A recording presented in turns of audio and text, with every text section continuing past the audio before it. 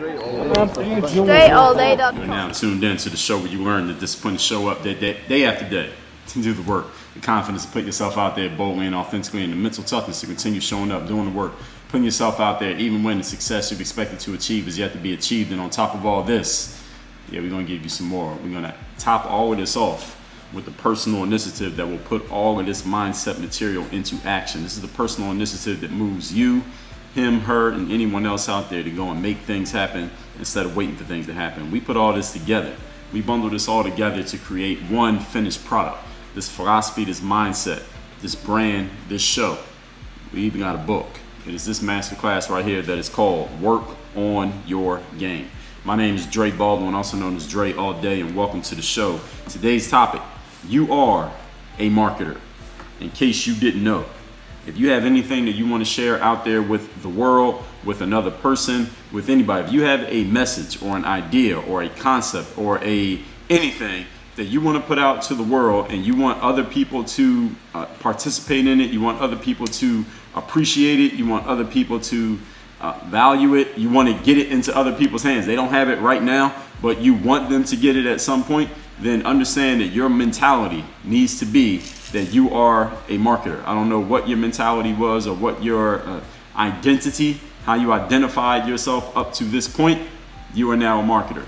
All right, there are a lot of creators out there who have something that they want to share with the public, with a specific audience. It doesn't have to be with the whole world, but a specific audience. And today's topic is about what your main job actually is. And that main job is bigger than actually creating the something. So the something that you want to share, of course you have to create that, otherwise you can't share it. But you have a job that's bigger than that. And that job is getting your creations in the hands of the people who actually want and need to have it. Creating things and marketing things are two separate jobs. Now, we have talked about marketing and selling, and we're going to get into what exactly we're talking about when I use those terms as we get deeper into this conversation right here. But I just talked about in masterclass number 1503 the benefits of network marketing / MLM experience. That wasn't really about marketing.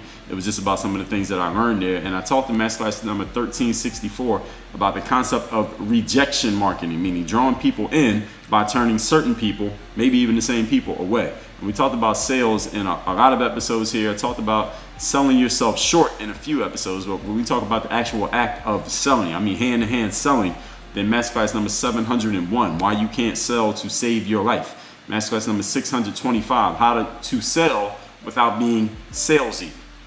Masterclass number 393, the people skills that you need in order to sell successfully. And masterclass number 337, as simple as it gets, how to sell. And I also got a book called The Seller's Mindset that is all about teaching you how to actually get your way, how to persuade and influence other people in life, because that is a sale as well. I mean, if you have a significant other, if you have a job, if you have friends, then you have made sales, because you had to sell those people on paying attention to you, giving a damn about you, answering your phone calls, having a conversation with you. So what we're talking about here today, again, is the job of marketing what you create. So creating is one thing, marketing is another thing. And we're going to get into that second part right there, because I think a lot of you may have a pretty good grasp on the creation part, but when it comes to the marketing, some people are dropping the ball, or maybe you didn't even know there was a ball that needed to be picked up. Point number one, today's topic, again, you are a marketer. The definition of marketing is the action or business of promoting or selling products or services. Shall I repeat that definition? Do I need to repeat that definition? Anyone who didn't hear it, let me say it again. Definition of marketing: the action or business of promoting or selling products or services. So this is to assume that the product or service already exists. The next part is promoting and selling it. All right, this is what marketing is about.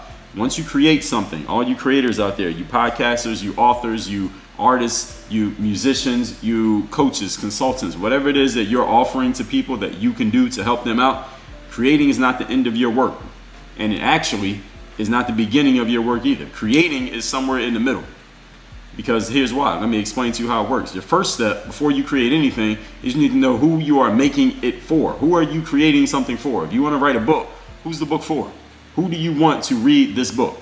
And when you know exactly who you're creating something for, if you're designing let's say a woman is designing a sports bra, all right, you want to design a sports bra and you want to sell it, you want to put it on Amazon and you want people to buy your sports bra. You're creating a fashion line, or you're going to design a new pair of sneakers, or you're going to make a gadget that goes with the iPhone that helps people use it better in some way, shape, or form. Before you actually create the gadget, the question you have to ask yourself is, who specifically is this for? Who is this for, and what is the specific problem that this individual has that I am going to help them solve with my product? This is the question that you ask before you design anything, before you actually create something. Then you go and create that thing, or you can do some research in between there. Research, who are these people? What problems do they have? What exactly do they want in the solution? You can do that research and get that information. Then you go create the thing. Then you go market it to the exact people who have that problem. See, it's easier to create something when you know exactly who you're creating it for, because you know exactly what their problems are and exactly what their needs are if you've done your proper research. So then when you create it, you know you are solving a perfect problem for the perfect person. So creating is the middle job. It's not the first job and it's not the last job.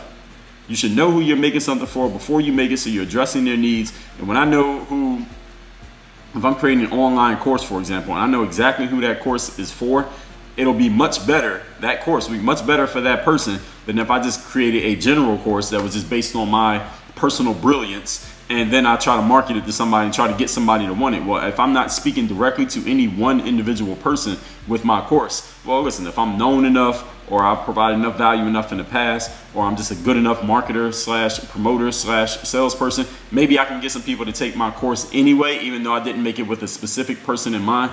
But I would be a lot more effective in my marketing of that course if I had a specific user in mind, because not only would I be addressing their specific questions, that person, I would also be able to, in my marketing and promotion, be able to use their language. I'll be getting into their head. I'll be saying the exact problems that they have because I know what they are. I knew what they were before I created my course. So when I start marketing my course, I can market it using the exact language that I know is already going through their head and maybe is already coming out of their mouths when I'm marketing it. So they'll be like, damn, this person's talking directly to me. I felt like you were talking directly to me. When people read my book, Work on Your Game, I've had many people say that to me, like, man, I read your book and it felt like you were talking directly to me. And the reason why I felt like that is because I knew who my audience was. When I wrote my book, Work on Your Game, I said it was for 3 different types of people. This show is for the same 3 different types of people. Number 1, the person who feels like they need to develop more game / skills / abilities. Second type of person is the person who feels like you have game and skills, but you are not showing your game and skill in the right way at the right time when it matters. So you're kind of frustrated because nobody's recognizing you for the game that you think you already have. So you have a visibility problem. And the third type of person is the person who feels like you have the game and skills, you feel like you have shown it, but for whatever reason you are not getting the ROI. No one is recognizing you, or you're not getting it's not even that. Let me say that, let me back up. So the second type of person is a person who's not being recognized for the game that they're delivering. The third type of person, or we can switch those two. The third type of person is a person who has game, but you're not showing it when it matters. Therefore, nobody's recognizing you for having game because they don't know. They haven't seen you practicing. They haven't seen you talking to yourself in the mirror. They only see what you do during the performance. So you have a performance issue. So you're not performing. So 3 types of people: a person who needs skills, a person who wants recognition for their skills, and a person who is not performing to the fullest of their ability with their skills. So the people, when they read that book, they say, man, it feels like you're talking right to me. And I've read plenty of books where I felt like the author was talking right to me because I was their specific target prospect or target client or customer or reader or whatever the product happened to be, because they had done their research and they knew exactly who they were talking to when they created that product. So marketing is the first thing you do, and then marketing is the last thing you do. There is a book by author by the name of Seth Godin, Godin. He wrote a book called This Is Marketing. If you haven't read that book, I would suggest you run to the nearest bookstore and purchase it immediately. Point number 2. Today's topic is you are a marketer. In case nobody ever told you that you are a marketer, I'm telling you right now, you are a marketer. It is your number 1 job, is your number last job. However many steps you take, marketing is going to be your last job as well. Point number 2, if you cannot market your work, everyone loses. When you fail to market your work, everyone loses. When you are mediocre in marketing your work, everyone loses. Let me tell you who loses when you fail to market your work. Because you might think, well, only you lose because you're the person who created it. And of course, you're trying to sell it and get recognized and make money and all that. You might think you only hurt yourself when you fail at marketing. On the contrary, you hurt a whole lot more people than just yourself. You do hurt yourself, but you hurt some other people as well. Let me tell you how. first of all, your potential audience, meaning the people who need to have what it is you're offering. They lose when you fail at marketing because, first of all, whatever you create is not going to be speaking directly to their needs, so they will not recognize it as what they need. Therefore, they will ignore it or never even know about it in the first place, which is pretty much the same thing. Or they'll see it and they'll pass on it because the way you're marketing it does not position it as something that they need. Therefore, they'll pass on that thing, even though it is exactly what they need. And it's not their fault they passed on it because your positioning and marketing of your offering was not targeted specifically to them so that they could know for sure without a shadow of a doubt that that was exactly what they needed. That is a failure in marketing. Your failure to market your product properly caused the people who needed it to not understand that they need it. Therefore, they didn't buy it or consume it or download it or watch it or listen to it. And now they can't get help. Now they still have a problem. Now they still have a need. Now they still have an itch that has not been scratched. And even though you had the solution, your failure as a marketer has caused them to stay in a position of pain. That is your fault. You as the marketer, you as the failed marketer. So you hurt the people who could have gotten what you offer, but they didn't because you failed to position it / market it to them in such a way that they can understand. And now they still need help and they're still looking around for a solution, which they may not get from anyone because you were the one who could provide the solution, but your failure as a marketer has caused them to not believe that they have found their solution yet, even though you're standing right there in front of them. The next person, this is the same point, still on point number 2, topic again is you are a marketer. The economy loses when you fail at marketing because every time you market something properly and you market it well and you market it to the right target audience, what happens? You create an exchange. That exchange is you get something and your client or prospect, they get something. Usually you get money and what they get is your good or service, whatever it is that you're offering, right? And every time you create an exchange in life, there's a tax to be paid to the government. This is here in the United States, at least there is. So sometimes you may have to pay sales tax on anything that you purchase. You as the buyer has to pay sales tax, and sometimes you as a salesperson, you pay the sales tax for any transactions that you do with your customers. Or if there's no tax on the transaction, you may have to pay tax on the income, on the revenue that you have created. So the economy is making money, the government is making money. And the other thing, well, the government makes money on the tax, but the original point I made here is the economy loses money. The difference with the economy and the government is that the government is collecting the taxes. They get a little piece of every transaction that's happening. All right, they're the biggest gangsters out there. But the economy, what makes the economy go, all right, when the economy slows down or nothing's happening in the economy is when nobody is spending money. It's not that money doesn't exist. It's just that nobody is spending it, meaning the money is not moving around. It's not circulating. When there's no circulation, the economy goes stale, and then we call that a depression or a recession if it happens for long enough. Now, when the economy has everything moving, when the money is moving a lot, meaning I spend $1 with you, you take that $1 that you got off of me and you spend it somewhere, that person takes the $1, they spend it somewhere, another person takes the $1, they spend it somewhere, and that $1 keeps moving around and circulating around, switching hands, and everybody's exchanging it to get something that they want. That is when we have velocity. The dollar has a velocity, meaning it's moving. It's always moving, moving, moving. When the velocity of the dollar slows down, that's when people get $1, but then they hold on to it. They're not doing anything with it. They're not creating any exchange with that dollar because all a dollar is a legal tender, right? You use it as a medium, that's the word, medium of exchange. When nobody's making exchange with their dollars, everything slows down and the economy screeches to a halt. So you hurt the economy when you fail as a marketer. Why? Because you are failing to create exchanges. When your great marketers consistently create more and more exchanges. So you need to look at your business and look at yourself as a business if you don't own a business entity and ask yourself, how many exchanges am I creating on a consistent basis? And if you're not creating consistent exchanges, the problem is you are failing at marketing. Whatever it is that you have to offer, you are not doing a very good job marketing it because there are no exchanges happening. Understand that people like spending money. I mean, everyone who's listening to this right now, when you have money to spend, do you like spending it? Do you enjoy spending it? Even if you're a cheap individual, you still may enjoy spending money on the things that you want. I mean, for things that you actually want in your life, you are happy to spend money on those things because you know you're creating an exchange of, you're getting something that you want. You're getting something that you value. Who doesn't like spending money in that situation?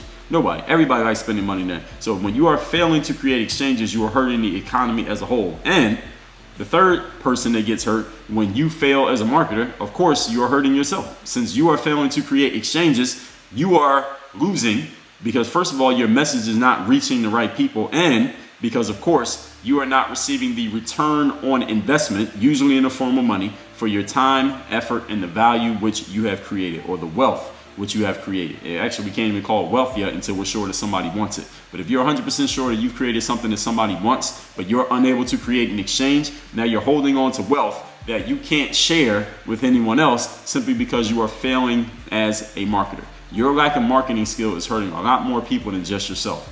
Point number 3. Today's topic is you are a marketer, in case you didn't know. You must get over, and so before I even get into point number 3, how do you actually fix this problem? So now I have laid out to you why it's a problem, how it becomes a problem, and who is hurt by this problem. So you are not only hurting yourself, but you're hurting the wider world. You are lessening the effect of the greater good when you fail as a marketer. So what can you actually do about this? Most important thing you need to do, this is point number 3, is get over any hangups that you may have about selling and promoting what you do. Now, I already referred you to a book on marketing called This Is Marketing by Seth Godin. I recommended that book for a reason because Seth has some really good material and really good concepts when it comes to selling. So if you didn't know about Seth or you never heard of the guy, now you heard of him because I just said his name to you. Go and get that book off of whatever platform you prefer, borrow it from the library, whatever it is you got to do, go get that book called This Is Marketing so you can understand how it works. The book is not that long of a read, but even if it was, because I told you to read it, you should go read it anyway. You got to get over any hangups you have about selling and promoting what you do. Okay, there's nothing wrong with selling things. There's nothing wrong with making money for adding value to the universe. If you are giving people something that they want, it is only right that you, in exchange, get something that you want. Do you agree? Do you agree that when you offer people something that they want, it only makes sense that you get something that you want? I would think so.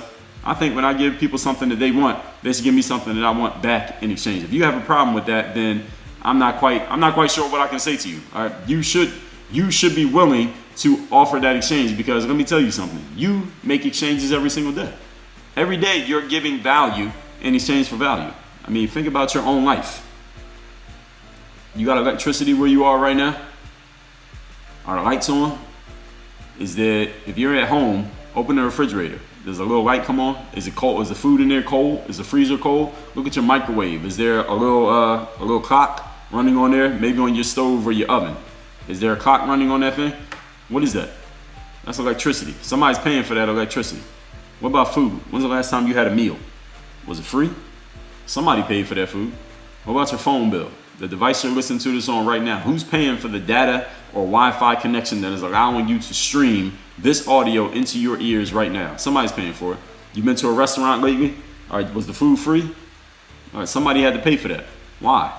Because they are providing you all those platforms. The electric company, wherever you get your food, your phone company, Verizon, T-Mobile, Sprint, Boost Mobile, whoever you're getting your phone service from, Cricket Mobile, any restaurant you go to, what are they doing? They're providing you a good or a service, and you are more than willing to pay for it. You never even question it. So when you are the one providing a good or service, doesn't it only make sense that you get paid too? If someone provides me a good or service, I'm more than willing to pay for it. If I provide them a good or service, they should be more than willing to pay for me. When I call, or not call, but when I bring up Amazon Prime and order Whole Foods delivery, I know I got to pay for it. I know that food ain't coming free. When I go to Rita's Water Ice, I know I better bring some money, because they're not giving me that water ice for free, no matter how many I bought in the past. And when I offer something of value to other people, I'm going to tell you, this is the exchange. You do this, I'll do this. You give me this, I give you this. That is an even exchange. Usually it's not an even exchange. Most of the time, we are getting more than actually what we paid for. That's why we continue to do it. We feel like we won the transaction. When your clients and customers and audience feel like they won the transaction, and again, the transaction doesn't have to be money. If someone gives you 20 minutes of their time, like you're doing right now, then I'm going to give you more value than whatever price tag you can put on that 20 minutes. I'm going to make this 20 minutes worth it, that you say, damn, I am glad I gave Dre 20 minutes of my day today, because what he gave me here today is helping me become a better individual. And if I fail to do that, or if I fail to do it often enough and consistently enough, then you're like, man, maybe I got to rethink how much exchange I'm doing with Dre, because he's not giving me value for my time. Or if I offer you something that is paid for, you got to ask yourself, is this worth what I'm paying for it? You're probably going to say yes, but it should be worth 10 times at least what you're paying for it. That's what I aim to do. Anything that I'm offering you, I'm going to give you 10 times in value, whatever you paid in dollars. And if you feel like that's not happening, you don't even have to hear it from me. You would already decide, you know what, I'm gonna stop making this exchange because I'm not getting my money's worth. I'm not getting enough bang for my buck. You do this with every transaction you do in life. You may not think about it this way, but we all do this. So when you're providing a good or service, it's only right that you get paid. That is the exchange. They get what they want, you get what you want. Win-win situation. The economy wins because the money's moving, the government wins because they're gonna get a little piece of that transaction on the front end or on the back end. Now, all that being said, let's recap today's class, which is you are a marketer. There are a lot of creators out there and people who have something to offer, something to share with the public, with an audience, but they don't understand that their biggest job is marketing, not creating. Today's topic is about that main job, getting your creations in the hands of the people who actually need it. That is your job. Creating and marketing are two separate tasks, in case you didn't know. Point number one, definition of marketing. The action or business of promoting or selling products and services. That is what marketing is all about. Creating something is not the end of your work. It is not the beginning either. Marketing comes first. Marketing comes last. Read the book, This is Marketing by Seth Godin. Point number two. If you cannot market your work, everybody loses. The customer loses, or potential customer loses, simply because they have a problem that you should have been able to fix, but you can't fix it because even though your product does have the solution, your marketing failed. Therefore, that person doesn't know that your product has a solution. Therefore, they don't get it. Therefore, they still have a problem. They still need help, and nobody wins. It was just a complete waste of time. Secondly, the economy loses because there is no transaction happening. There's no exchange happening. Therefore, the velocity of the dollar slows down because of your failure to make that dollar move from the prospect's hands to your hands. And thirdly, you lose because you get no return on investment. You don't make any money, and you put all that time, effort in, and you created this thing that was valuable, but you couldn't get it into the hands of anybody. What was the purpose of even doing it? Point number three. You got to get over any hangups you may have about selling and promoting what you do. I've done several masterclasses on sales. I wrote a book on selling called The Seller's Mindset. If you haven't got it yet, go to workonmygame.com/sell, SELL. You pay for electricity, food, your phone bill, restaurants, all the time. Why do you pay for them? Because you understand they're providing a good or service to you. So when you're the one providing a good or service, doesn't it only make sense that you get paid too? This is an exchange. They get what they want, you get what you want, win-win situation, and the government wins on top of all of it. Who loses? Nobody. Only people that lose is the people who do not get or do not serve what they need to get or serve when someone, usually you, fails at marketing. Work on your game. Dre, all